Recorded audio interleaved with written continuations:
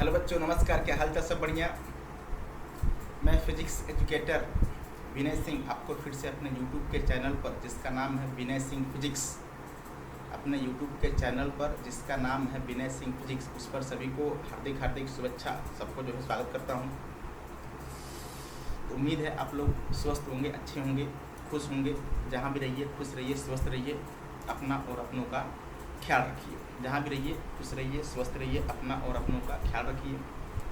तो नीट का पेपर हो चुका है, काफ़ी दिन बाद मैं जो है वीडियो बना रहा हूँ, और तबीयत ख़राब था।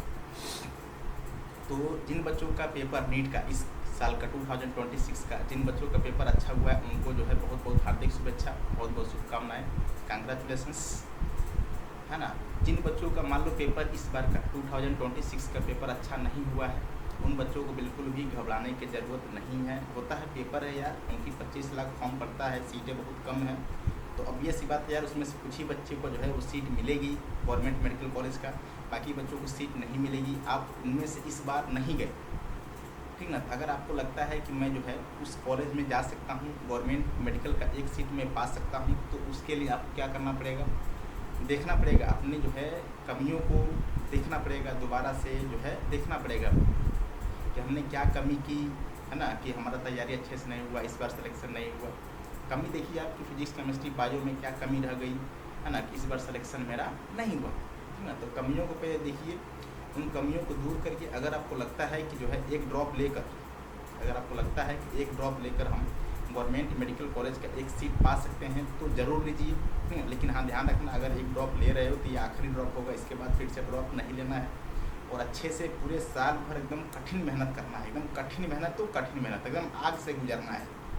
सिलेक्शन लेने के लिए बच्चों एकदम आग से गुजरना पड़ेगा, चाहे नीट का हो, चाहे कोई भी कंपटीशन एग्जाम हो। अगर आप उसमें अच्छा रैंक पाना चाहते हैं, ठीक ना, ऑल इंडिया रैंक 10, 100, अबाउट 500, अगर मतलब अबाउट 1000, अगर आप चाहते हैं कि मेरा रैंक इसके अंदर आए, 500, 1000, 100, 110, 50, तो आपको आग से गुजरना पड़ेगा। एक बात मान कर चलिए आप कि आग से गुजरना पड़ेगा। आग समझते हो ना, आग से गुजरना पड़ेगा। ऐसे नहीं कि हाँ हम मस्ती भी कर लें, घूम भी लें, सब कुछ कर लें, नीट का एग्ज़ाम भी क्वालिफाई कर लें, गवर्नमेंट मेडिकल कॉलेज में भी पहुंच जाए, ये पॉसिबल नहीं है, पॉसिबल है ही नहीं, ठीक ना। तो अगर आपको लगता है कि एक ड्रॉप लेकर हम गवर्नमेंट मेडिकल कॉलेज का एक सीट पा सकते हैं, तो ज़रूर लीजिए, लेकिन ध्यान रखिएगा ये आपका आखिरी ड्रॉप होगा, इसके बाद फिर से हमें कोई ड्रॉप नहीं लेना, ठीक ना। उसके लिए हमें जो हमने पिछली बार इस बार जो गलती किया है, क्या गलती किया है, उस गलती को पहले ढूंढिए, उस कमियों को पहले ढूंढिए। कमियों को ढूंढने के बाद ही दोबारा से जो है रिस्टार्ट करना है ना। रिस्टार्ट करने का मतलब क्या है कि जो पिछले बार जो कमियां रह गई, इस बार जो कमियां रह गई हैं, उस कमियों को ढूंढकर उसको फिर से क्या करना है, रिस्टार्ट करना है, ठीक ना। तो चलिए, मैं आपके सामने छोटा सा जो है एक सेशन लेकर आया हूँ, जिसका नाम है magnetism and magnetic properties of matter. ये टॉपिक बहुत ही इंपॉर्टेंट टॉपिक है। एडवांस में तो नहीं पूछता है, एक आध सवाल पूछ देगा मेंस और नीट के लिए, सीईटी के लिए बहुत ही इंपॉर्टेंट टॉपिक है मैग्नेटिक प्रॉपर्टीज ऑफ मटेरियल और मैग्नेटिज्म। एक सवाल आना है तो यार आना है, ये मान कर चलो कन्फर्म होता है। तो हम क्या करेंगे, चलिए सेशन को स्टार्ट करेंगे, ठीक है। सेशन को स्टार्ट करेंगे, सेशन को स्टार्ट करते हैं। देखिए क्वेश्चन नंबर 1 ये रहा आपके स्क्रीन बोर्ड पर, देखना जरा क्या है। कह रहे हैं कि 2 इनफाइनाइट लॉन्ग स्ट्रेट वायर, ठीक ना, lies in X Y plane बोला गया है, ठीक ना, एक्स बराबर plus minus R, wire located बोला गया प्लस आर माइनस आर, ठीक ना, और बोला गया सर्कुलर रूप है जो है सस्पेंडेड जो है जेड कोऑर्डिनेट पर है, जेड एक्सिस पर है, उसका कोऑर्डिनेट दिया गया, कांस्टेंट करंट आई जा रहा है उसमें क्लॉकवाइज डायरेक्शन में, seen from above the loop. कह रहे हैं कि बताना है आपको मैग्नेटिक फील्ड क्या होगा, मैग्नेटिक फील्ड क्या होगा। सबसे पहले हम बनाएंगे डायरेक्शन, क्या बनाएंगे, डायरेक्शन, देखना है। तो ये आप मान लो, जैसे मान लीजिए आपने बनाया ये बनाया मान लो आपने वाई एक्सिस, इसको मान लीजिए अपना एक्स एक्सिस, ठीक है, ये आपका एक्स एक्सिस है। देखो मैं पहले एक्सिस बनाऊंगा यार, पहले क्या बनाऊंगा, पहले एक्सिस बनाऊंगा। ये मान लो आपका एक्स एक्सिस है, और ये मान लो आपका क्या है, वाई एक्सिस है, और इधर जो जाएगा उसका नाम जरा बताओ, जेड एक्सिस हो। इधर जो जाएगा उसका नाम, फिर इसको यहाँ से हम दूर करेंगे, इधर करेंगे, ठीक ना। यहाँ पर जो होगा बताओ ये कौन सा होगा, जेड एक्सिस होगा, कौन सा होगा, जेड एक्सिस, ठीक ना। तो चाहे तो आप इसका नाम भी रख लीजिए, ये आपको वाई एक्सिस हो जाएगा, ठीक ना, ये आपका एक्स एक्सिस हो जाएगा, ये वाला आपका जेड एक्सिस हो जाएगा, ठीक ना, तीनों एक्सिस है। आपसे बोला गया है कि 2 वायर हैं, स्ट्रेट वायर है, ऐसे स्ट्रेट वायर है, इनफाइनाइट स्ट्रेट वायर है, ठीक ना। आपसे बोला गया 2 इनफाइनाइटली लॉन्ग, एक्स बराबर प्लस आर और एक्स बराबर माइनस आर, ये हो जाएगा एक्स बराबर प्लस आर, ये हो जाएगा एक्स बराबर माइनस आर। आप जानते हो ये जो मतलब होता है पॉइंट, इसे क्या बोलते हैं आप, ओरिजिन बोलते हैं। क्या बोलते हो, ओरिजिन। ओरिजिन का कोऑर्डिनेट आप जानते हैं अच्छी तरीके से कितना होता है, 0, 0, 0, इसका कोऑर्डिनेट है, ठीक है। ये वाली जो वायर है ये आपसे बोला गया है कि x बराबर प्लस आर पर है। कहाँ पर है, x बराबर प्लस आर पर है। ये वाला जो वायर है ये आपसे बोला गया माइनस में कि x बराबर माइनस आर पर, ठीक है। ऐसा क्वेश्चन में आपको बोला गया, ठीक है। चाहो तो इसको डॉटेड से भी रिप्रेजेंट कर दो, ये x एक्सिस ही है, ध्यान रखना। ये क्या है, x एक्सिस ही है, ठीक ना, ये आपका x एक्सिस ही है, ठीक है। ऐसे चाहो तो आप इसको इसे बना दो, इसको इसे, ठीक है। ये x एक्सिस है, x माइनस आर। और एक कोऑर्डिनेट आपसे बोला गया है कि जो है एक कोऑर्डिनेट आपको ऐसे सर्कुलर जो है ये z एक्सिस पर है। कहाँ पर है, z एक्सिस पर, जिसका रेडियस r है। और जो है ये जो डिस्टेंस है यहाँ से सेंटर से, ये जो डिस्टेंस आपसे बोला गया है, चलो एक बार मैं इसको रिप्रेजेंट कर दे रहा हूँ, थोड़ा जगह की कमी है। ये जो डिस्टेंस बोला गया है सेंटर से और इसके सेंटर तक, मतलब ओरिजिन से इस सर्कुलर लूप के सेंटर तक, इस सर्कुलर लूप के सेंटर तक जो डिस्टेंस है, ध्यान से देखिएगा जरा, वो आपसे बोला गया, बताओ कितना, √3r। मतलब ये जो डिस्टेंस है ये कितनी है, √3r है। कितनी है, √3r, ठीक है।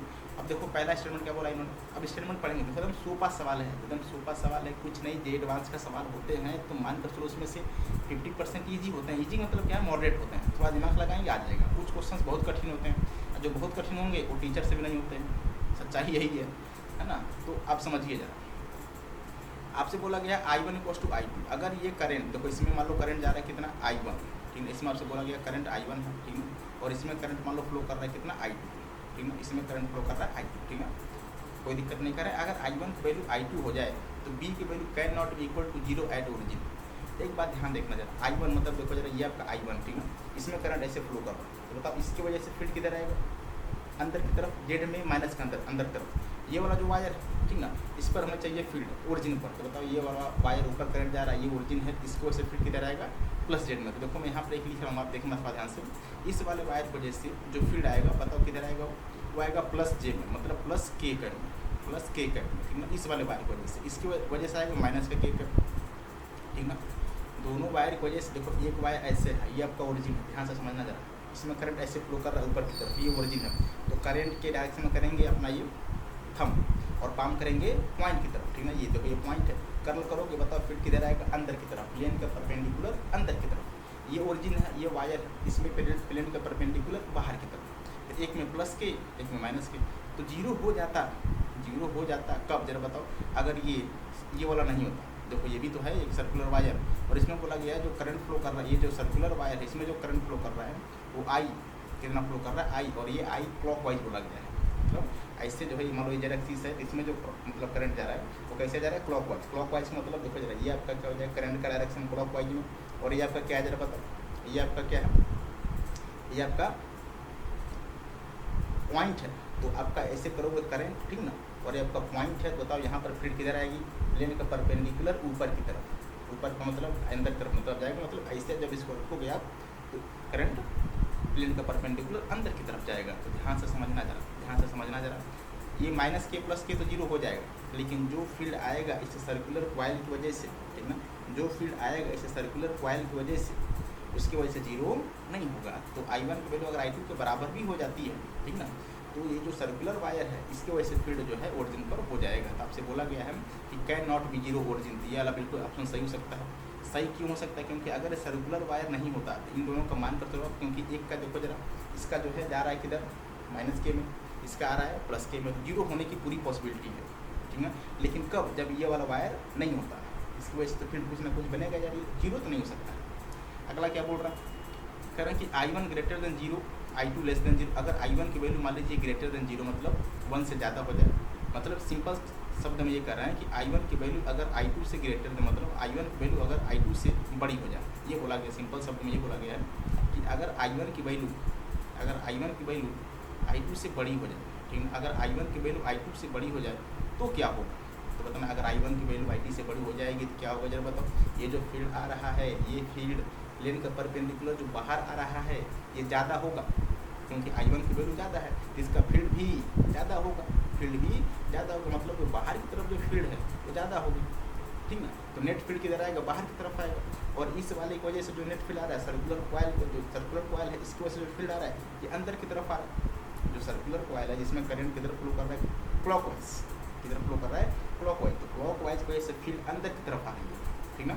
और I1 की वैल्यू जब I2 से ज़्यादा होगी तो उसकी वजह से जो नेट फील्ड आएगा वो प्लेन का परपेंडिकुलर बाहर की तरफ आएगा। तो पॉसिबिलिटी है कि 0 हो सकता है, क्योंकि एक फील्ड बाहर की तरफ है, दूसरी फील्ड अंदर की तरफ है। उन्होंने बोला देखो कैन भी, उन्होंने ये नहीं बोला कि हो ही जाएगा, कैन भी हो सकता है, ये ऑप्शन भी हो सकता है। देखो इन्होंने बोला है कि I1 value less than I2, मतलब इस वाले कंडीशन में वो साफ साफ ये बोल रहे हैं कि अगर हमने I2 की वैल्यू को I1 से ज़्यादा कर दिया, अगर हमने I2 की वैल्यू को I1 से ज़्यादा कर दिया तो आपको बताना है कि क्या फील्ड 0 होगी ओरिजिन पर।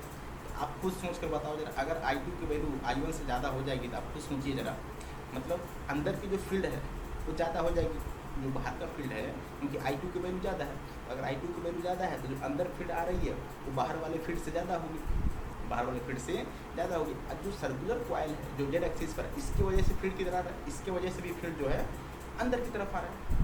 तो यहाँ ओरिजिन पर दोनों फील्ड ऐड हो जा रहे हैं, कैंसिल तब होंगे, 0 तब होगा जब एक फील्ड बाहर की तरफ, एक फील्ड अंदर की तरफ। यहाँ पर दोनों फील्ड ऐड हो जा रहे हैं, तो यहाँ 0 होने की कोई पॉसिबिलिटी है ही नहीं। ये वाला ऑप्शन क्या हो जाएगा, गलत हो जाएगा। आपसे बोला अगर I1 की वैल्यू I2 के बराबर हो जाए तो आपसे बोला कि Z component of the magnetic field at the centre of loop के सेंटर पर। याद करो जरा, मैंने आपसे बताया था कि लूप के सेंटर, इसको नीचे करते हैं,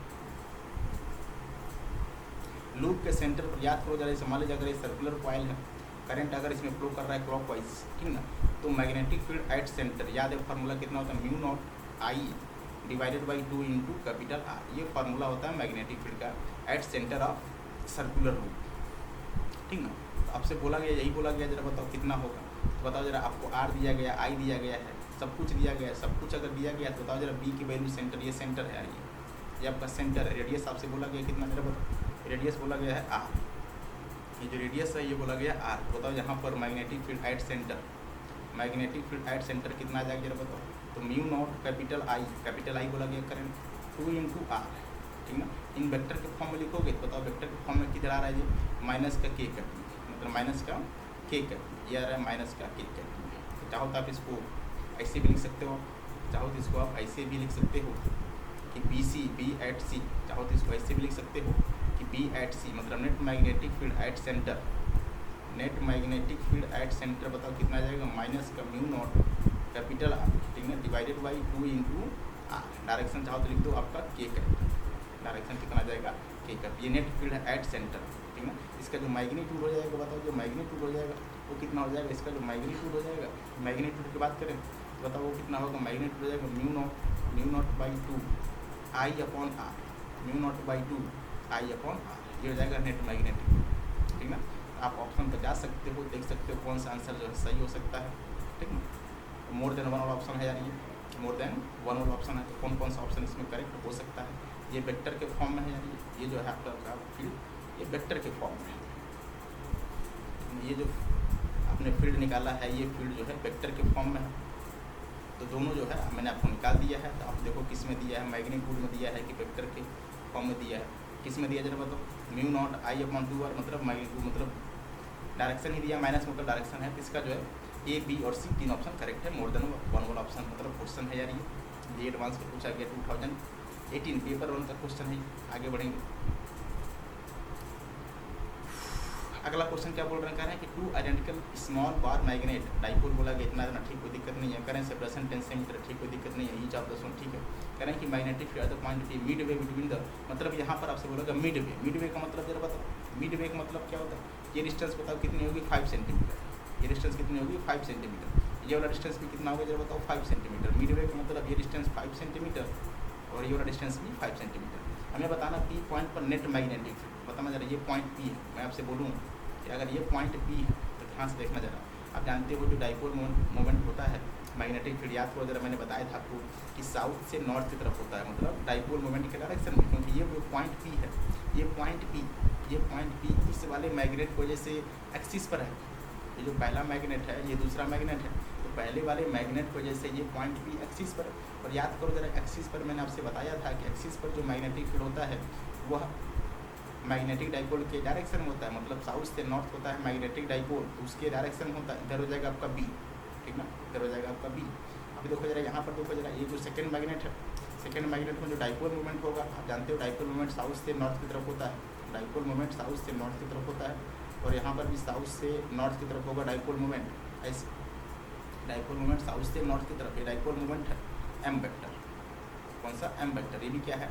एम वेक्टर। और याद करो जरा, ये जो पॉइंट पी है ये सेकेंड वाले मैग्नेट की वजह से किस पर है जरा बताओ? बाइसेक्टर लाइन पर, मतलब इक्वेटोरियल लाइन पर। और इक्वेटोरियल लाइन पर याद करो मैंने कहा था कि डाइपोल मोमेंट के अपोजिट आता है मैग्नेटिक फील्ड। डाइपोल मोमेंट नीचे की तरफ है, बताओ अगर डाइपोल मोमेंट नीचे की तरफ है तो बताओ जो फील्ड आएगी ये डाइपोल मोमेंट के अपोजिट आएगी, मतलब किधर? ऊपर की तरफ। किधर आएगी? ऊपर की तरफ। इधर आएगी डाइपोल मोमेंट का डायरेक्शन, मतलब मैग्नेटिक फील्ड का डायरेक्शन। इसको मान लो B1, ठीक है, इसको मान लो B1, इसको मान लो B2। कुछ देर के लिए B1 B2 मान लेते हैं। बताओ जो नेट फील्ड आएगा वो नेट फील्ड कहीं ना कहीं इनके बीच में आएगा। जो नेट फील्ड आएगा वो कहीं ना कहीं इनके बीच में आएगा, ऐसे आएगा नेट फील्ड, ठीक है।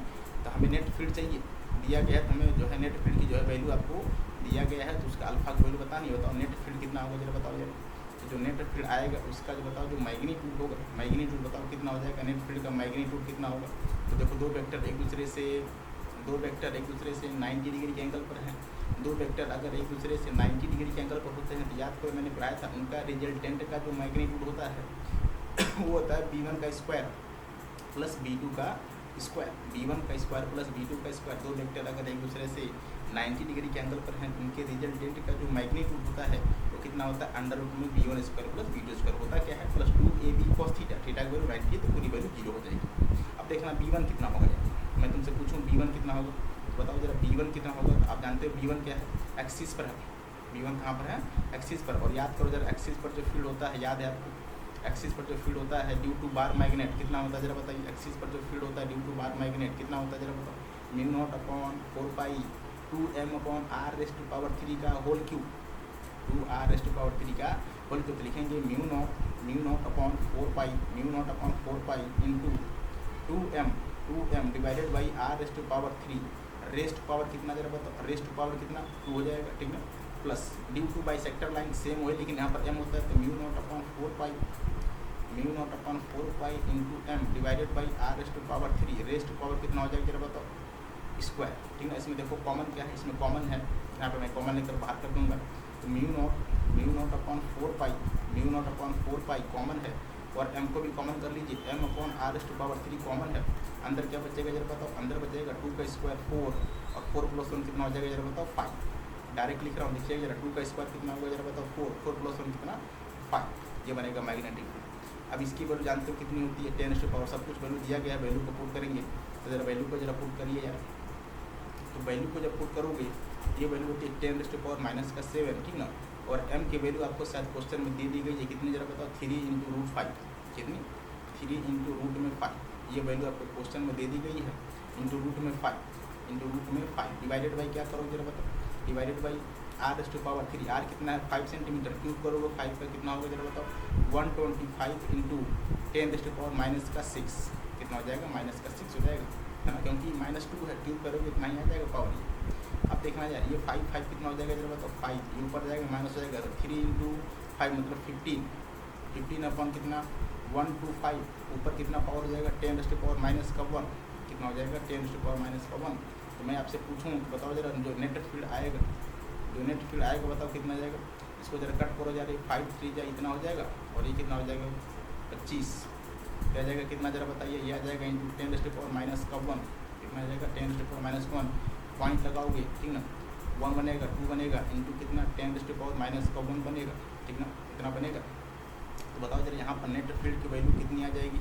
तो जो नेट फील्ड आ जाएगा याद करो जरा, हमें चाहिए 12 × 10⁻⁻³ और यही आपको दिया गया था कि इतनी फील्ड आ रही है अल्फ़ा मल्टीप्लाई बाई 10⁻⁻³ टेस्ला। तो बताओ यहाँ से मैं पूछूँ आपसे अल्फ़ा की वैल्यू कितनी आ जाएगी? अल्फ़ा की वैल्यू 12 आ जाएगी। अल्फ़ा की वैल्यू कितनी आ जाएगी? 12। यही हमारा आंसर। अल्फ़ा की वैल्यू पूछे थे हमसे यार, तो अल्फ़ा की वैल्यू हमने कितना निकाला जरा बताओ? अल्फ़ा की वैल्यू हमने 12 निकाला है। यही हमसे जो क्वेश्चन में पूछा गया है अल्फ़ा की वैल्यू। चाहे तो आप देख सकते हैं यार, अल्फ़ा ही पूछा गया है, ठीक ना। अल्फ़ा की वैल्यू कितनी आ जाएगी? 12 आएगी। 2026 का क्वेश्चन है यार ये, ठीक ना। 4th अप्रैल को पूछा गया सवाल। अच्छा सवाल है, बहुत अच्छा सवाल है। अगला क्वेश्चन चलेंगे। कह रहे हैं कि सोलेनॉइड है या कोर मेड ऑफ मटेरियल बोला गया है, रिलेटिव परमिटिविटी मतलब ये बोला गया है रिलेटिव परमिटिविटी म्यू आर, ठीक है। ये बोला गया कितना जरा बताइए 400, कितना बोला गया है 400। मैग्नेटिक फील्ड जो है अंदर नेट मैग्नेटिक फील्ड बोला गया कितना जरा बताओ 1.0 टेस्ला, कोई दिक्कत नहीं है। मैग्नेटिक इंटेंसिटी मतलब मैग्नेटाइजिंग फील्ड एच की वैल्यू बोली गई है कितनी बताओ अल्फा इंटू 10⁵ ये बोला गया मैग्नेटाइजिंग फील्ड, ठीक ना। और म्यू नॉट की वैल्यू दी गई तो अल्फा की वैल्यू बतानी है। याद करो जरा, याद करो जरा, याद करो। अंदर जो फील्ड होता था याद है ना, ये अंदर जो फील्ड होता था कितना होता जरा बताओ। अंदर ड्यू टू फील्ड एक तो होता था इंटरनल की वजह से, ठीक ना, सोलिनॉइड की वजह से, दूसरा होता था आउट और एक्सटर्नल वाला। दो फील्ड मैंने बताया था आपको। ये कितना होता म्यू नॉट, याद करिए जरा, ये आपको फार्मूला लिखा था I+H, कितना लिखा था I+H, ये आपने लिखा था फार्मूला। तो अगर इतना फार्मूला लिखा था तो याद करो जरा, मैंने आपसे कहा था ना कि जो I की वैल्यू होता है, I की वैल्यू, ठीक ना, I की जो वैल्यू होती है वो होती है Chi_m, ठीक ना, इंटू H, Chi_m इंटू, याद करो मैंने बताया था आपको ये मैग्नेटिक ससेप्टिबिलिटी। तो जहाँ पर I है वहाँ पर लिख दो जरा mu naught Chi_m into H, तो म्यू नॉट, ठीक ना, कितना हो जाएगा जरा बताओ यहाँ से Chi_m, ठीक ना, Chi_m यहाँ लिखेंगे Chi_m multiply by H plus H, ठीक ना। इसमें कॉमन क्या जरा बताओ, कॉमन है H, तो म्यू नॉट इंटू H को कॉमन करेंगे, अंदर क्या बचेगा 1 प्लस Chi_m, क्या बनेगा 1 प्लस Chi_m। याद करो जरा, आपको फार्मूला कराया था मैंने कि जो म्यू आर की वैल्यू होती है रिलेटिव परमिटिविटी वो होती है 1 प्लस Chi, क्या होता है 1 प्लस Chi। ये जो है फार्मूला होता है रिलेटिव परमिबिलिटी का, इसका फार्मूला होता है रिलेटिव परमिबिलिटी का फार्मूला होता है कि म्यू नॉट की value 1 plus Chi_m, mu R की वैल्यू 1 प्लस Chi_m। हम क्या करेंगे जरा बताओ, हम वैल्यू के यहाँ पुट कर देंगे, तो बताओ जरा क्या आएगा यार, ये तो म्यू नॉट, ठीक ना, H इंटू म्यू आर, ये बनेगा यार, ठीक ना। अब देखो B हमें सब कुछ दिया गया है, हमें सब कुछ वैल्यू दी गई है, वैल्यू को पुट करेंगे।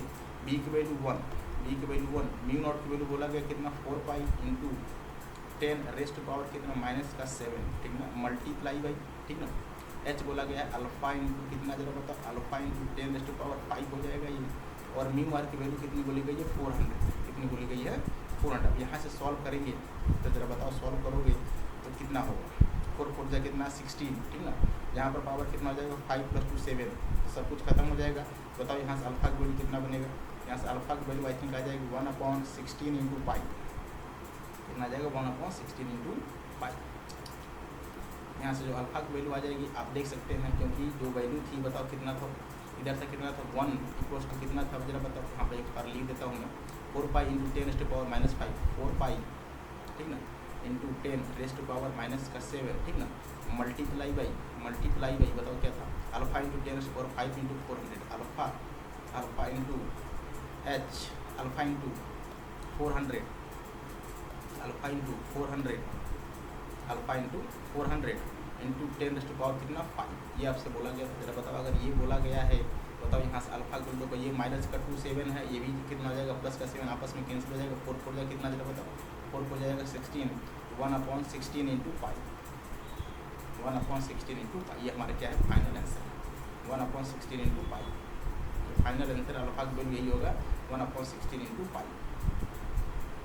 बोलिए भाई कोई डाउट हो तो आप जो है कमेंट बॉक्स में कमेंट कर सकते हैं, मैं रिप्लाई देने की कोशिश करूँगा। 1/16 पाई, थर्ड ऑप्शन है द राइट आंसर। 2026 4th अप्रैल इसी साल पूछा गया है। देखो जरा अगला क्वेश्चन चलेंगे, कह रहे हैं कि the percentage increase in magnetic field when the space with the current carrying coil field with magnesium, आपसे बोला गया ससेप्टिबिलिटी ऑफ मैग्नीशियम। कोई दिक्कत नहीं, याद करो फार्मूला मैंने बताया था कि जो अंदर मैग्नेटिक फील्ड होता है, अंदर जो मैग्नेटिक फील्ड होता है वो क्या होता है जरा बताओ म्यू नॉट I+H, याद है कि नहीं याद है। अब क्या करो ना, इस I को चाहो तो हटा सकते हो, कैसे I की वैल्यू क्या होती है जरा बताओ, I की वैल्यू होती है Chi_m, ठीक ना, into H, Chi_m into H। बताओ यहाँ से अगर लिखोगे आप तो B की वैल्यू कितना आ जाएगा, तो mu naught into H 1 plus कितना होगा जरा बताओ 1 प्लस Chi_m। और ये जो ये लिखा हुआ है इनवर्ड मैग्नेटिक मतलब अंदर वाली मैग्नेटिक फील्ड, तो B ये आपका इसको मान लो B0, क्या मान लो B0, ठीक ना, 1 प्लस Chi इंटू m, ठीक ना। इसको जरा डिवाइड कर दो, इसको जरा नीचे डिवाइड कर दो, तो B upon B0 equals to कितना बनेगा 1 प्लस Chi इंटू m, ये 1 उधर जाएगा तो माइनस हो जाएगा यार। तो बताओ Chi_m की वैल्यू यहाँ से कितनी आ जाएगी, Chi_m की वैल्यू आ जाएगा B अपॉन B0 माइनस का 1, एलसीएम ले लो, B minus B not upon B, ये इनिशियल वाला और ये फाइनल वाला। तो बताओ ये क्या लिखा हुआ है, ये लिखा हुआ है डेल्टा, क्या लिखा हुआ है, ये आपको लिखा हुआ डेल्टा, क्या लिखा हुआ है। तो आप चाहो तो लिख लो chi M equals to delta B percentage upon B initial, ठीक ना। एक पेज और लेंगे तो काई एम की वैल्यू जरा बताओ कितना आ गया, डेल्टा बी, ठीक ना, अपॉन बी। हमें चाहिए परसेंटेज में, क्या कर देंगे 100 से मल्टीप्लाई, ये ओवरऑल वैल्यू किस में आ जाएगी जरा बताओ, ओवरऑल वैल्यू आ जाएगी परसेंटेज में। तो यहाँ पर बताओ जरा, यहाँ पर क्या लिख सकते हैं आप, यहाँ पर लिख सकते हैं डेल्टा बी अपॉन बी, ठीक ना, इंटू 100 परसेंटेज में आएगा वैल्यू हमारी। काई एम की वैल्यू देखो दी गई है कितनी, 1.2 इंटू 10⁻⁻⁵ परसेंटेज का मतलब क्या होता है 100 से मल्टीप्लाई कर दो यार। जब 100 से मल्टीप्लाई करोगे तो डेल्टा बी अपॉन बी की वैल्यू कितनी आ जाएगी, डेल्टा बी अपॉन बी की वैल्यू आ जाएगी 1.2 इंटू 10⁻⁻3, कितना आ जाएगा 1.2 इंटू 1.2 का मतलब ऊपर नीचे 10 से मल्टीप्लाई कर दो, ये बन जाएगा 10⁻⁻3। तो बताओ अगर ये ऐसा बना तो मैं आपसे पूछूं कि डेल्टा बी अपॉन बी की वैल्यू कितनी आ गई, तो जरा इसको कट कर दो 6/5 इंटू 10⁻⁻3, किसमें आएगा ये परसेंटेज में आएगा, किसमें आएगा, यही हमारा आंसर है डेल्टा बी अपॉन बी, यही हमारा क्या है परसेंटेज इंक्रीज है, ठीक ना, यही हमारा आंसर है फाइनल है। Delta B upon B in percentage में 6/5 इंटू 10⁻⁻3, 6.5 इंटू 10⁻⁻3 मतलब third option is the right answer. 2025 का सवाल है, 7 अप्रैल का सवाल है, देखो कितना अच्छा सवाल है, सब ये वही चीज़ का वाला मैग्नेटिक मटेरियल के हैं, मैग्नेटिक प्रॉपर्टीज ऑफ मटेरियल का सवाल है। अगला क्वेश्चन चलेंगे, कह रहे हैं कि the current required to be pass through solenoid बोला गया इतना ठीक है, लेंथ बोला गया है, टर्न बोला गया, order to demagnetize of bar magnet, magnetic intensity बोला गया है H, ठीक है ना, N इंटू आई होता है formula, H equals to N into I होता है फार्मूला, ये फार्मूला आपको याद होना चाहिए। मैग्नेटाइजिंग फील्ड या मैग्नेटिक इंटेंसिटी का फार्मूला होता है H equals to N into I, ठीक है। अब देखो जरा H हमें क्वेश्चन में दिया गया कितना, जरा बताओ H हमें क्वेश्चन में दिया गया 2.4 इंटू कितना 10⁻3।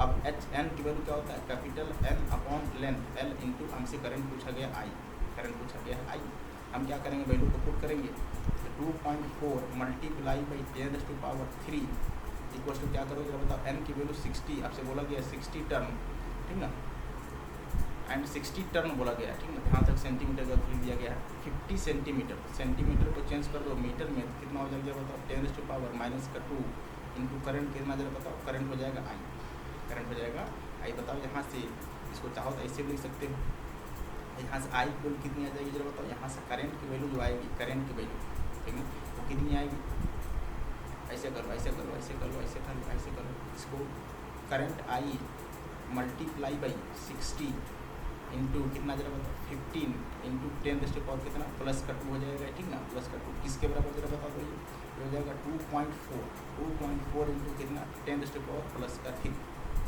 10⁻2 प्लस का 3, 2.4 इंटू मल्टीप्लाई बाई 10⁻⁻ प्लस का 3, तो कह जरा ये आपका कितना है 60 है, ठीक ना, यहाँ पर प्लस का 3 होगा, तो चाहें तो आप 60 टर्न है ये, तो इसको चाहो तो लिख सकते हो कितना, कितना आएगा ये, मल्टीप्लाई कर लो एक बार, मल्टीप्लाई कर लो जरा, इसको जब मल्टीप्लाई करेंगे तो ये 15 है, ठीक ना, अच्छा देखो ये डिवाइड होगा ना यार, सॉरी यहाँ पर देखो, यहाँ पर थोड़ी सी गलत हो गई, यहाँ पर थोड़ी सी गलत हो गई, यहाँ 15 नीचे है, 15 नीचे है, ये डिवाइडेड बाई 15 है ये, ठीक ना, ऐसा ही ये 4 हो जाएगा, या कितना हो जाएगा 4, ठीक ना।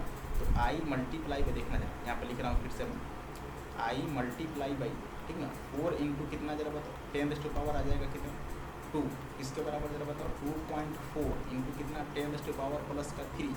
मैं आपसे पूछूं यहाँ से बताओ I की वैल्यू कितनी आ जाएगी, तो I की वैल्यू आप देख सकते हो 0.6 इंटू 10 आ जाएगा, 0.6 इंटू 10, तो मतलब इसका जरा मल्टीप्लाई कर दो 0.6 इंटू 10 का कितना आ जाएगा 6 एम्पियर, कितना आ जाएगा 6 एम्पियर, मतलब जो करंट आ जाएगा डीमैग्नेटाइज करने के लिए जो करंट की जरूरत पड़ेगी वो कितनी पड़ेगी 6 एम्पियर पड़ेगी, कितनी पड़ेगी 6 एम्पियर पड़ेगी, इतनी करंट की जो है जरूरत पड़ेगी डीमैग्नेटाइज करने के लिए, उस मैग्नीशियम वाले मटेरियल को डीमैग्नेटाइज करने के लिए इतनी फील्ड की जरूरत पड़ेगी, कितना 6 इंटू एम्पियर। आप जो है यहाँ पर क्या भर सकते हो जरा बताओ, यहाँ पर क्या भर सकते हो, यहाँ पर भरोगे आप 6 एम्पियर, क्या भरोगे 6 एम्पियर, 2023 का सवाल है, 10th अप्रैल को पूछा गया सवाल है। क्वेश्चन नंबर 5 देखेंगे क्या है। इससे बोला गया है कि the magnetic moment of a bar magnet बोला गया 0.5 सस्पेंडेड यूनिफॉर्म मैग्नेटिक, ठीक है, इतना करें। Work done in rotating the most stable state to unstable state. Most stable का मतलब जब उसका डाइपोल मोमेंट फील्ड के डायरेक्शन में लाएंगे, उसे बोलेंगे हम लोग मोस्ट स्टेबल, मतलब जब वहाँ पर एनर्जी मिनिमम हो, जब पोटेंशियल एनर्जी क्या हो, मिनिमम हो। मोस्ट अनस्टेबल का मतलब होता है जब पोटेंशियल एनर्जी मैक्सिमम हो, और मैक्सिमम तब होगा जब उसका डाइपोल मोमेंट फील्ड के अपोजिट डायरेक्शन में लाएंगे, समझ गए, उसे बोलेंगे हम लोग मोस्ट अनस्टेबल। तो देखना जरा, मैं आपसे बोलूँ देखना जरा, आप इधर बनाओ मैग्नेटिक फील्ड, क्या बनाओ, ये आपका मालूम मैग्नेटिक फील्ड, ठीक है, ये आपका मैग्नेटिक फील्ड, ठीक है, ये आपका मैग्नेटिक फील्ड, ऐसे बना दो मैग्नेटिक, ठीक है, ये मैंने बनाया मैग्नेटिक, ठीक ना, यहाँ पर बनाएंगे मैग्नेटिक, ऐसे बनाएंगे मैग्नेटिक फील्ड, ये आपका मैग्नेटिक फील्ड, ठीक। और यहाँ पर रखा गया है, देखो जरा, बार मैग्नेट, क्या रखा गया, यूनिफॉर्म मैग्नेट, ठीक, कह रहे कि मैग्नेट है, ठीक ना, मैग्नेट है, हम यहाँ पर जो है मैग्नेट बनाएंगे, मैग्नेट बनाइए जरा, यहाँ पर एक मैग्नेट बनाएंगे, ये आपका मैग्नेट है, दोनों बनाएंगे मैग्नेट, दो केस है, दोनों केस में क्या बनाएंगे, बार मैग्नेट बनाएंगे, ठीक है। यहाँ पर भी बनाओ जरा बार मैग्नेट, यहाँ पर भी बनाओ जरा बार मैग्नेट, यहाँ पर भी बनाओ जरा बार मैग्नेट, बना दिया।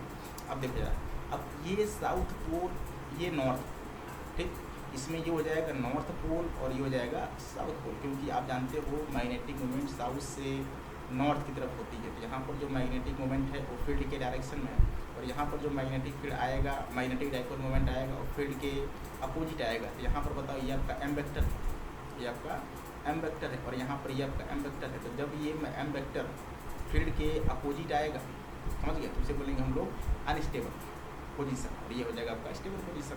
आपसे पूछा है वर्क, याद करो जरा, वर्क का फॉर्मूला मैंने बताया था आपको, अगर याद हो तो m into be with in bracket cos theta 1 minus cos theta, ये जो है फॉर्मूला होता है वर्क डन का। इसका फॉर्मूला होता है work done, cos theta 1 minus cos theta. इस फार्मूले को हमें क्या करना है, इस फार्मूले को याद कर लेना है, और देखो सिर्फ वैल्यू को हम पुट करेंगे, आंसर अपने आप आएगा। सिर्फ वैल्यू को पुट करना है और आंसर अपने आप पाएंगे। आप देखिए वैल्यू पुट करो, एम दिया गया है क्या, आपको एम दिया गया 0.5, बी दिया गया कितना, जरा बताओ, इतना दिया गया, सब कुछ पुट करिए जरा, वैल्यू को पुट करिए। डब्लू की वैल्यू बताओ कितनी आएगी, एम की वैल्यू 0.5, बी की वैल्यू 8 इंटू 10⁻² माइनस का 2 है, शायद माइनस का 2 है, तो यहाँ पर लिखेंगे माइनस का 2, ठीक ना। अब देखना cos थीटा 1, जब बी, अच्छा थीटा क्या होता है, थीटा होता है बी और एम के बीच में एंगल, थीटा जो होता है वो होता है बी और एम के बीच में एंगल। तो जब बी उसी डायरेक्शन में है, जिस डायरेक्शन में एम है, तो उनके बीच में एंगल कितना, 0 डिग्री। और जब बी इधर है, एम इधर है, उनके बीच में एंगल कितना, 180 डिग्री। यहाँ पे क्या लिखेंगे बताओ, कॉस, क्या लिखेंगे, कॉस 0 डिग्री माइनस, दूसरा में बताओ क्या लिखोगे, कॉस 180 डिग्री, क्या लिखोगे, कॉस 180 डिग्री, ठीक है। अब यहाँ से हम सॉल्व करेंगे, अब बताओ जरा ये कितना हो जाएगा, 0.4, मतलब 4 हो जाएगा, 4 इंटू कितना, 10⁻² माइनस का 2, इधर 1 इंटू 1 कितना हो जाएगा, 2 का जरा मल्टीप्लाई कर दो यार, ये 8 इंटू मल्टीप्लाई बाई 10⁻² माइनस का 2 जूल, ये हो जाएगा हमारा वर्क। क्या हो जाएगा, इतना वर्क करना पड़ेगा कि किसी भी मैग्नेट को उसके स्टेबल पोजीशन से अनस्टेबल पोजीशन में घुमाने के लिए इतना वर्क करना पड़ेगा, कितना 8 इंटू मल्टीप्लाई बाई 10⁻² माइनस का 2 जूल, 10⁻² माइनस का 2 जूल, 10⁻² माइनस का 2 जूल, 10⁻² माइनस का 2 जूल, इतना वर्क हमें जो है एक्सटर्नल करना पड़ेगा, ठीक ना। आप देख सकते हो कौन सा आंसर आ सकता है, इसका मैच कर सकते हैं, आंसर को हम एकदम मैच कर सकते हैं, आंसर को मैच करेंगे, आंसर को मैच करते हुए आगे बढ़ेंगे, क्वेश्चंस को देखेंगे, अगला क्वेश्चंस क्या है। तो चलो भाई देखो जरा, कौन सा 8 इंटू 10⁻² माइनस का 2, मतलब 4th part is the right answer, 4th part is the right answer. 2024 4th अप्रैल को पूछा गया सवाल है। क्वेश्चन नंबर 7 देखेंगे। आपसे बोला गया है कि फॉलोइंग प्लॉट्स मैग्नेटिज्म एम का मतलब होता है, एम यार इसी को बोलते हैं आई, ठीक ना। आपसे बोला गया एच मैग्नेटिक इंटेंसिटी और जो है काई एम मतलब बोला गया मैग्नेटिक ससेप्टिबिलिटी टेम्परेचर साथ बनाना है। याद करो जरा, अगर आपसे बोला गया है कि मटेरियल कैसा है, डायामैग्नेटिक, और डायामैग्नेटिक मटेरियल के लिए याद करो मैंने आपसे बताया था कि एम की जो वैल्यू होती है तो याद करो माइनस टाइम्स क्या होता है, काई एम इंटू एच, या इसी को मैंने आपको याद करो एम नहीं लिखा था मैंने, आई लिखा था। आई या एम दोनों बात आपस में बराबर है, मैग्नेटाइजिंग फील्ड है और ये जो है मैग्नेटाइजेशन है तो माइनस टाइम्स ऐसे लिख लो, minus times chi M into minus times chi M into H, ये हो जाएगा आपका फार्मूला। तो याद करो आई और इसमें देखो जरा जो रिलेशन बन रही है, आई को रखना है हमें वाई एक्सिस पर, आई हो या एम हो, आई हो या एम हो, ठीक ना। हमें इसको रखना है कहाँ पर, वाई एक्सिस पर, और एच को रखना है हमें एक्स एक्सिस पर। बताओ ये क्या बन रहा है यार, ये बन रहा है वाई बराबर एम एक्स, वो भी माइनस का एम एक्स। कैसा, वाई बराबर माइनस का एम एक्स, वाई बराबर equals to minus M into X, Y बराबर माइनस एम एक्स उस लाइन का इक्वेशन होता है जो ओरिजिन से पास करती है और जिसका स्लोप निगेटिव होता है। तो बताओ जरा इस मतलब ओरिजिन से पास करें और स्लोप निगेटिव है, ये स्लोप निगेटिव है, मतलब ये वाला ऑप्शन जो है एम और एच के बीच में हो जाएगा। दूसरा बोले हैं कि बताना है काई एम और टेम्परेचर के बीच में। तो याद करो मैंने बताया था डायामैग्नेटिक जो मटेरियल होते हैं वो डायामैग्नेटिक मटेरियल टेम्परेचर पर डिपेंड नहीं करते हैं, ठीक ना। और उसका जो है ये काई एम है और निगेटिव होता है। एक सेकंड रुक जाओ, यहाँ पर जगह की थोड़ी सी कमी पड़ती हुई, देखिएगा जरा, यहाँ पर बनाएंगे। ये आपका मान लीजिए वाई एक्सिस है और ये मान लीजिए आपका टेम्परेचर एक्सिस है, ठीक ना, एक्स एक्सिस है, और ये आपका वाई एक्सिस है, ठीक ना, ये आपका वाई एक्सिस है। और वाई एक्सिस पर क्या जरा बताओ, वाई एक्सिस पर है काई एम, ठीक ना, और एक्सिस पर टेम्परेचर। काई एम निगेटिव होता है, वैसे ही काई एम निगेटिव होता है, टेम्परेचर पर डिपेंड करता ही नहीं है। निगेटिव मतलब टेम्परेचर के नीचे बनेगा, इधर बनेगा आपका ग्राफ, कैसे बनेगा, निगेटिव और इंडिपेंडेंट ऑफ टेम्परेचर। जो डायामैग्नेटिक मटेरियल होते हैं वो टेम्परेचर पर डिपेंड नहीं करते हैं, पैरामैग्नेटिक करता है और फेरो करते हैं, लेकिन डायामैग्नेटिक टेम्परेचर पर डिपेंड नहीं करता, निगेटिव होता है। तो बताओ जरा इसमें कौन सा सही हो जाएगा, ए और सही हो जाएगा और सी, मतलब ए और सी मतलब fourth part is the right answer, fourth part is the right answer. 2021 1 सितंबर को पूछा गया सवाल है यार। क्वेश्चन नंबर 8 देखेंगे, आपसे बोला गया है कि an iron rod of susceptibility बोला गया, मतलब काई एम की वैल्यू आपको दे दी गई है, ठीक ना, कितना 599, कितना है 599 आपको क्वेश्चन में बोल दिया गया है, ठीक ना। कह रहे हैं कि मैग्नेटाइजिंग फील्ड मतलब एच की वैल्यू बोल दी गई है, एच की वैल्यू बोल दी गई है कितनी जरा बताओ, 1200 एम्पियर पर मीटर, ठीक ना। परमेबिलिटी बोला गया म्यू नॉट, आपसे बोला गया कि परमेबिलिटी ऑफ रॉड, याद करो जरा म्यू की वैल्यू क्या होती थी, mu naught into mu R, ये फार्मूला होता था, अगर आपको फार्मूला याद हो तो, ठीक ना। और म्यू आर का जो फार्मूला होता था याद करो, म्यू आर क्या बोलते थे, रिलेटिव परमिबिलिटी, क्या बोलते थे, रिलेटिव परमिबिलिटी। इसका मतलब जरा बताओ म्यू आर की जो वैल्यू होती थी, याद करो जरा, अभी लिखा था मैंने पिछले केस में 1 plus chi M, 1 plus chi M, ये होता था आपका म्यू आर की value, 1 plus chi M, 1 plus chi M, ये जो है म्यू आर की वैल्यू है रिलेटिव परमिबिलिटी की। हम वैल्यू को पुट करेंगे, वैल्यू को पुट करने जा रहा हूँ मैं, देखना जरा, म्यू की वैल्यू हमें चाहिए, म्यू नॉट की वैल्यू कितनी 4 पाई, म्यू नॉट की value 4 pi into 10 raised power कितना जरा बताओ, 10 रेस्ट पावर -7, म्यू नॉट की वैल्यू। अब mu R 1 plus X M chi M कितना हो जाएगा 1 में, इसमें जरा ऐड कर दो यार, यहाँ से म्यू आर की वैल्यू जरा बताओ कितनी आ जाएगी, म्यू आर की जो वैल्यू आ जाएगी 1 प्लस कितना 1 प्लस 599, इसका मतलब म्यू आर की वैल्यू कितनी आ जाएगी, ये जाएगा 600, कितना जाएगा 600। यहाँ पर मल्टीप्लाई कर देंगे किससे जरा बताओ, 600 से, तो ज़्यादा कोई बचा हुआ है क्या। तो म्यू आर की वैल्यू पूछा गया है, म्यू आर की value 4 pi into 10 raised power -7 into 6 into 10 raised power plus का 2 लिख सकते हैं, ठीक ना, प्लस का 2 लिख सकते हैं। यहाँ से बताओ म्यू की वैल्यू 24 पाई मल्टीप्लाई में कितना हो जाएगा 10 रेस्ट पावर -5, 10 रेस्ट पावर -5, या इसी को लिख सकते हैं कितना जरा बताओ 2.4 इंटू पाई इंटू कितना 10 रेस्ट पावर -4, ये हमारा आंसर हो जाएगा फाइनल, क्योंकि हमारा आंसर जो है डेसिमल में ही आ रहा है, इसलिए हमने डेसिमल को कन्वर्ट किया है। ये वाला आंसर भी सही है, ऊपर वाला आंसर भी सही है, गलत नहीं है, लेकिन हमारा आंसर बताओ किस में आ रहा है, हमारा आंसर उसमें ना आकर डेसिमल में आ रहा है, इसीलिए हमें क्या करना पड़ा है, वैल्यू को चेंज करना पड़ा है। तो 2.4 पाई into 10 raised power -4, 2.4 pi into 10 raised power -4, fourth part is the right answer. Net का सवाल है, 2020 पूछा गया है, मैग्नेटिक मटेरियल का सवाल है, कितना बेहतरीन सवाल है। अगला क्वेश्चन देखेंगे, कह रहे हैं कि the net magnetic flux through the any close surface, याद करो आपको बताया गया था Gauss law in magnetism, Gauss law रोज इंटीग्रेशन अगर आपको याद हो, रोज इंटीग्रेशन याद हो B.ds, Gauss law in magnetism मैंने सब कुछ पढ़ा है, रोज इंटीग्रेशन B.ds की जो वैल्यू होती थी याद करो जरा, हम क्या करते थे म्यू नॉट को बाहर करते थे, समेसन m नेट, मतलब ये क्या है जरा बताओ, ये था आपका magnetic pole, net magnetic pole inside the surface, net magnetic pole inside the surface.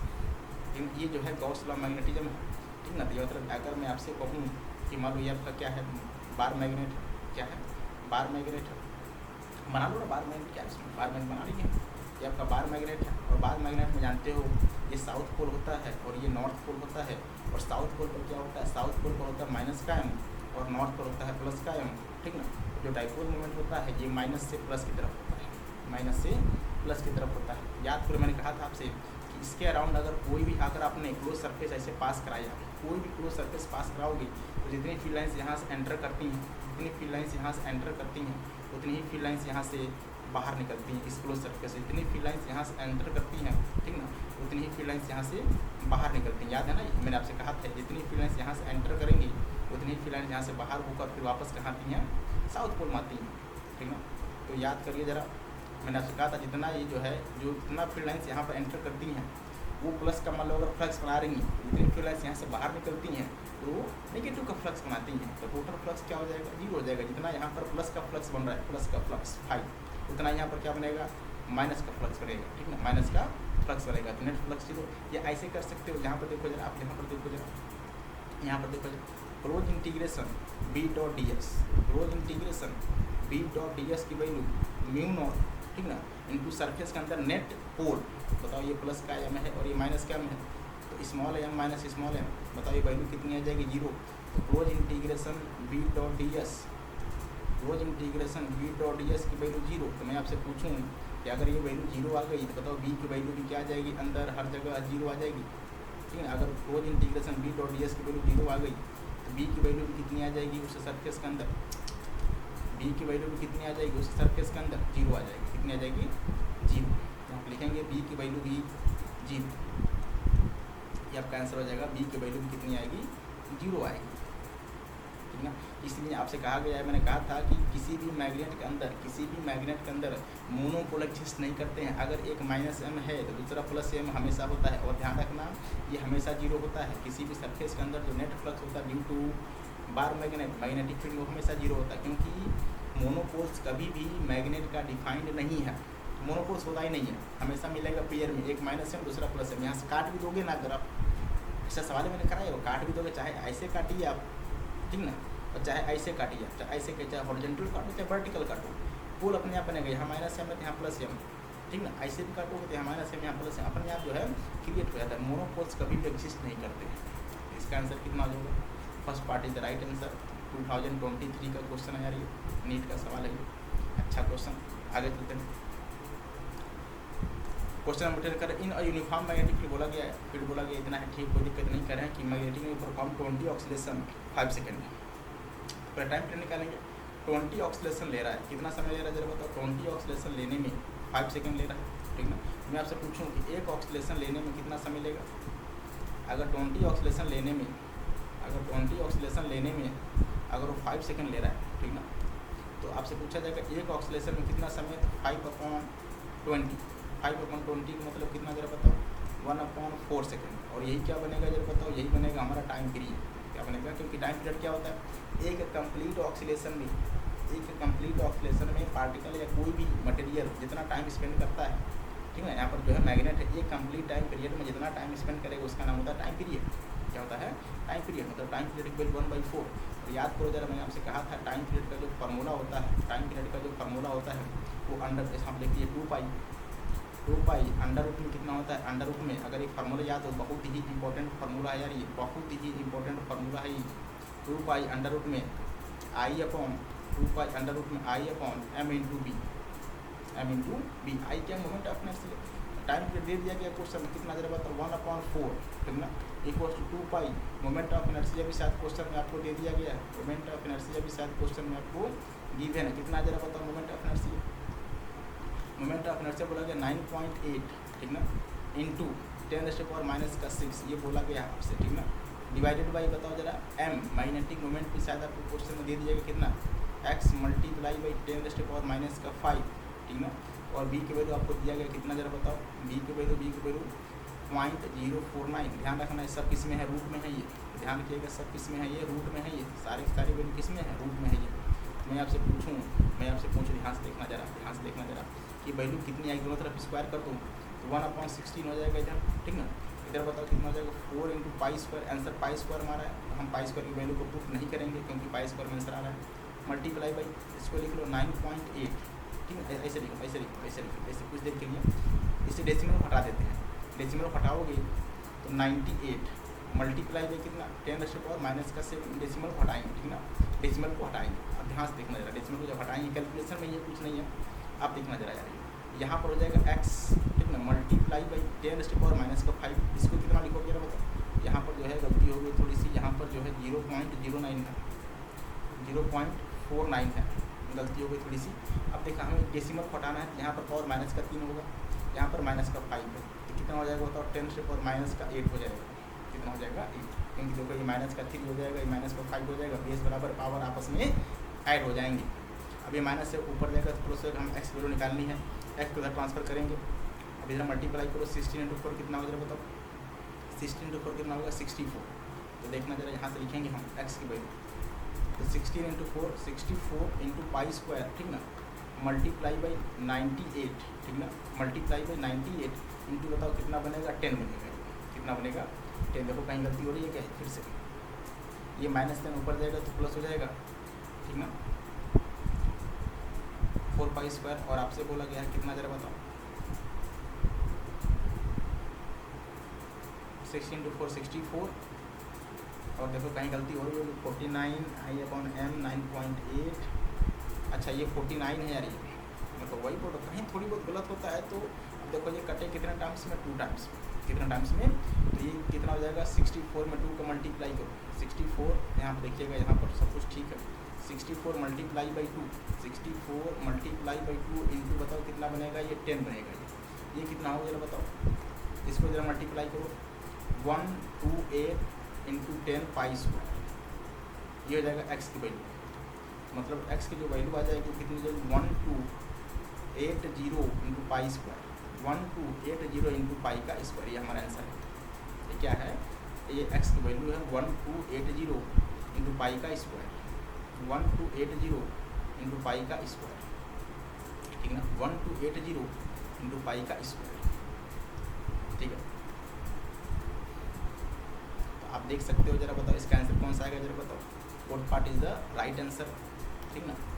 NEET का पूछा गया सवाल 2024 का सवाल, अच्छा सवाल है ये, ठीक ना। आगे बढ़ते हैं।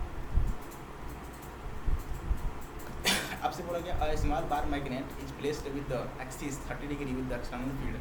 कोई दिक्कत नहीं है। आपसे बोला गया है कि फील्ड बोला गया 0.0 से मतलब इतना जो है फील्ड है और एक्सपीरियंस टॉर्क कर रहा है। तो पहले बताओ टॉर्क का जो फार्मूला था, याद है ना, टॉर्क का जो फार्मूला था, बताओ क्या था। टॉर्क का जो फार्मूला था वो था m × b sin theta, m × b sin of theta. आपसे बोला गया कितना टॉर्क एक्सपीरियंस कर रहा है जरा बताओ, 0.018 इतना टॉर्क एक्सपीरियंस कर रहा है। तो m × b into sine of कितना जरा बताओ, साइन ऑफ यहाँ पर दिया गया साइन ऑफ 30 डिग्री, कितना बोला गया है साइन ऑफ 30 डिग्री। अब देखना जाना चाहिए, बताओ यहाँ से m × b की वैल्यू कितनी आ जाएगी, m × b की वैल्यू कितनी आ जाएगी। m × b की वैल्यू लिखेंगे डायरेक्ट, m × b की वैल्यू कितना आ जाएगी जरा बताओ, मल्टीप्लाई कर दो यार, कितना हो जाएगा जरा बताओ। इसको लिख लीजिए कितना 18 मल्टीप्लाई बाई 10⁻³ इंटू कितना हो जाएगा 2 हो जाएगा। इसका जरा मल्टीप्लाई करो तो 36 इंटू कितना 10⁻³ ये हो जाएगा m × b की वैल्यू, ठीक है। आपसे बोला गया minimum work required to rotate stable to unstable, तो वही फिर से पूछा गया मिनिमम वर्क कितना चाहिए। तो याद करो वर्क का फार्मूला मैंने अभी लिखा था आपसे, वर्क का फार्मूला क्या था जरा बताओ, m × b, ठीक ना, within bracket m × b within bracket m × b within bracket cos θ1 minus cos θ2, cos θ1 minus cos θ2, ये जो है वर्क का फार्मूला है, ये जो है वर्क का फार्मूला है, ठीक ना।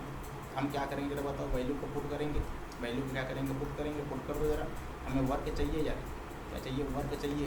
m × b की वैल्यू 36 इंटू कितना 10⁻⁻³ ठीक ना, मल्टीप्लाई बाई cos θ1 मतलब cos 0 डिग्री, स्टेबल से अनस्टेबल मतलब cos 0 से कहाँ जा रहे हैं, cos 180 में जा रहे हैं, cos 0 से कहाँ जा रहे हैं बताओ जरा, cos 0 से cos 180 में जा रहे हैं, cos 0 से cos 180 में ये 1 और -1 2 हो जाएगा। तो ज़रा मल्टीप्लाई करो जरा इधर यार, इसको मल्टीप्लाई करोगे तो 36 इंटू 10⁻³ हो जाएगा। 1 + 1 कितना 2, कितना हो जाएगा 2।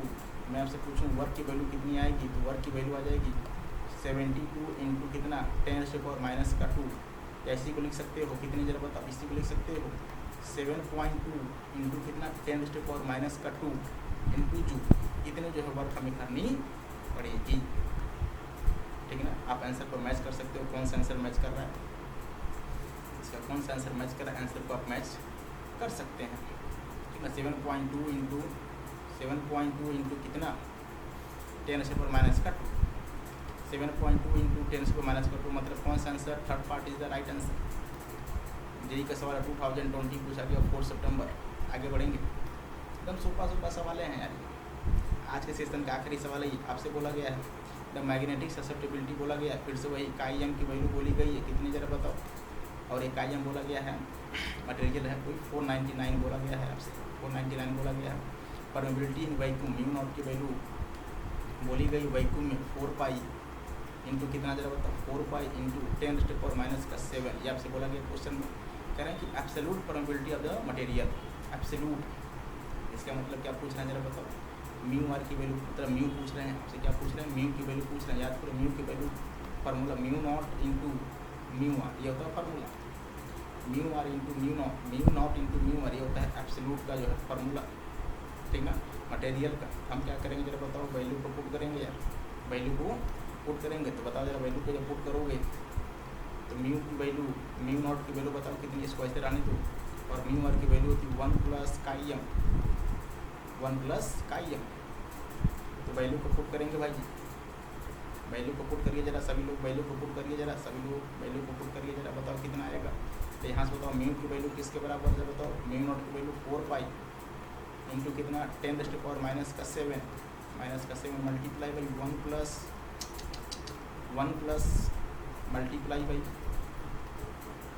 1 प्लस कितना हो जाएगा, तो 1 प्लस कितना 499, 1 + 499 का मतलब जरा बताओ 500।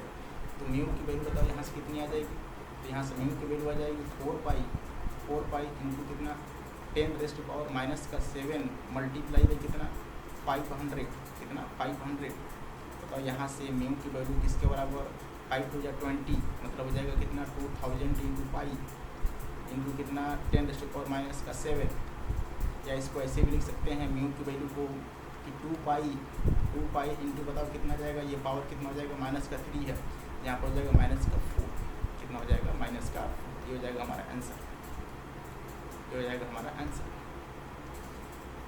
ठीक है, तो आप देख सकते हैं कौन सा आंसर इसका मैच कर रहा है। ठीक ना, कौन सा इसका आंसर मैच कर रहा है। 2 पाई इंटू 10⁻⁴ है, 2 पाई इंटू 10⁻⁴ है। Yes, first part is the right answer. और एक क्वेश्चन 20 जुलाई को पूछा गया सवाल है ये। तो चलिए बच्चों, आज का सेशन समाप्त होता है।